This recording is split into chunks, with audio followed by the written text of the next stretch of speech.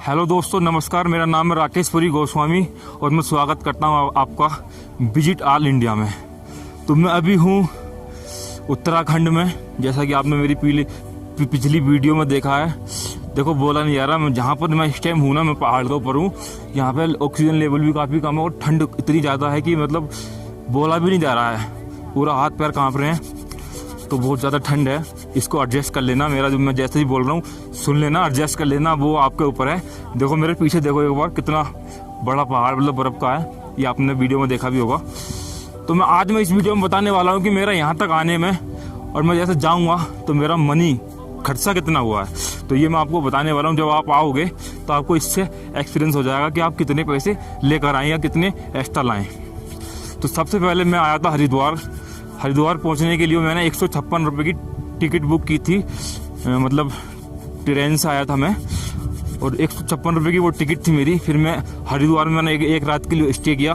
जो रूम मैंने वहाँ पर रूम लिया था, वो रूम था मेरा 300 रुपये और मैंने वहाँ पर 200 रुपये का खाना खाया था।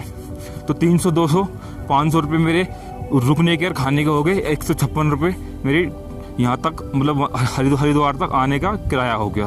तो आप इसको जोड़ लेना। उसके बाद में मैं हरिद्वार से निकला। सुबह मेरे को बस मिली, यार ठंड ज़्यादा हो रही है। सुबह मेरे को वहाँ से हरिद्वार से बस मिली 5 बजे, 5:10 पे वो चल गई थी। उसका किराया था 510 रुपये। तो ये भी आप जोड़ लेना, 510 रुपये बस का किराया था। और मैं फिर वहाँ से पहुँचा सोनप्रयाग। मुझे बस ने शाम को 7 बजे के लगभग छोड़ दिया था। 13.5 घंटे का वो सफ़र था पूरा। 13.5 घंटे बाद मुझे बस ने सोनप्रयाग उतार दिया था, जहाँ पर मैंने फिर एक बार रूम लिया। वहाँ पर मुझे स्टे मतलब लेना पड़ा। आप भी आओगे, आपको भी वहाँ रुकना पड़ेगा। जहाँ मैं रुका हूँ वहाँ आपको भी रुकना पड़ेगा। तो मैंने सोनप्रयाग में वहाँ रुका। रुकने के बाद में मैंने वहाँ भी रूम लिया। वहाँ रूम मिला था मेरे को 700 रुपये का, जिसमें एक भाई और थे अपने, जो मैंने पिछली वीडियो में आपने देखा होगा। वो भाई थे अपने, वो मेरे साथ में शेयरिंग में हमने रूम ले लिया था। तो उसमें मुझे थोड़ा कम पड़ गया। उसमें मुझे वो रूम 350 रुपये का पड़ गया था सोनप्रयाग में। तो आप ये भी जोड़ लेना, जोड़ते रहना जितने बता रहा हूँ मैं आपको। फिर हमने वहाँ पर 200 रुपये का मैंने खाना खाया। मतलब मान लो 200 रुपये तो खाने का मानकर चलो आप जहाँ भी रुक रहे हो, क्योंकि आप नॉर्मल कुछ भी खाओगे फिर भी यार 150 से 200 रुपये के बीच में आप खाना खा ही लोगे। तो 200 रुपये मान लो, चाहे 150 मान लो, लेकिन 200 ही मान लो, क्योंकि चाय नाश्ता भी है। मैं टोटल बता रहा हूँ, चाय नाश्ता और बाकी खर्चा। तो 200 रुपये का वहाँ पर भी हो गया था मेरा सोनप्रयाग में। वहाँ से हमने फिर चला मैं वहाँ से गौरीकुंड के लिए, जो कि 30 रुपये टैक्सी का किराया था। पहले 40 था, लेकिन अब 30 रुपये ले रहे हैं। तो वहाँ से टैक्सी से मैं गौरीकुंड आया।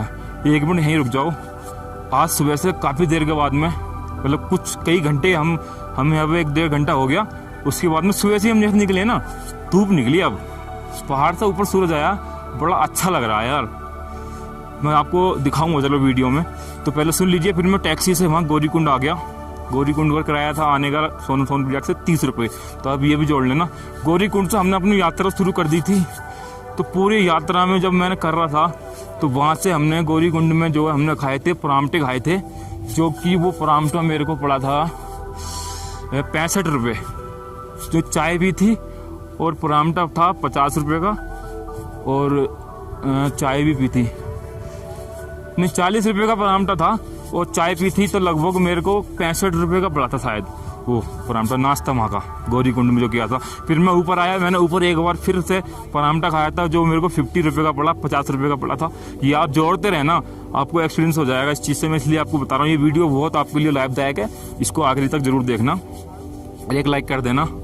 तो फिर मैंने एक परामठा यात्रा करते हुए खाया था, 50 रुपये का पड़ा था। बाकी अगर आप अपने घर से थोड़ा बहुत खाने का सामान ला रहे हैं तो आपके लिए वो अच्छा रहेगा, क्योंकि यहाँ पे महंगाई इतनी है, बहुत महंगाई है, जो कि आप मतलब समझ लो बहुत काफ़ी अच्छी महंगाई है यहाँ पर।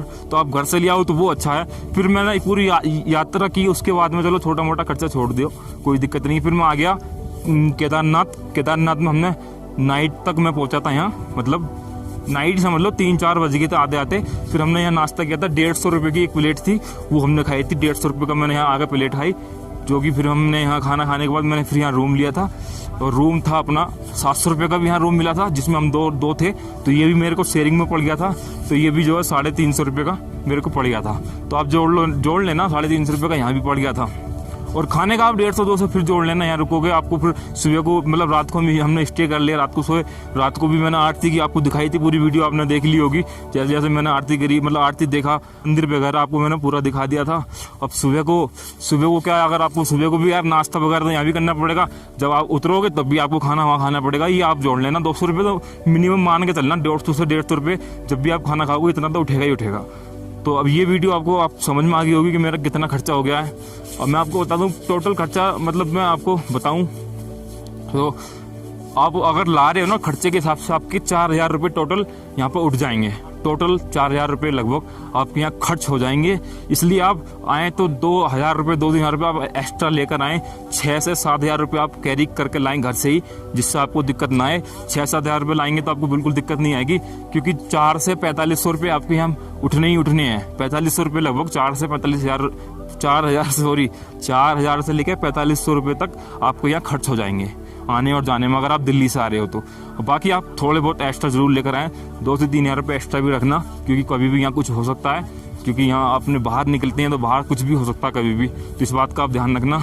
और जो मेरे व्यूअर्स नए हैं हमारे चैनल पर, तो वो कृपया इस चैनल को सब्सक्राइब कर लें और वीडियो को लाइक कर देना। अगर आपने यहाँ तक देखी है तो ज़रूर यार लाइक कर देना और सब्सक्राइब कर लेना। पीछे एक बार और पहाड़ देख लो, बिल्कुल बर्फ़ से ढका हुआ पहाड़ है। मेरे को लगा यहीं पे मैं इस वीडियो को बना दूं तो अच्छा रहेगा।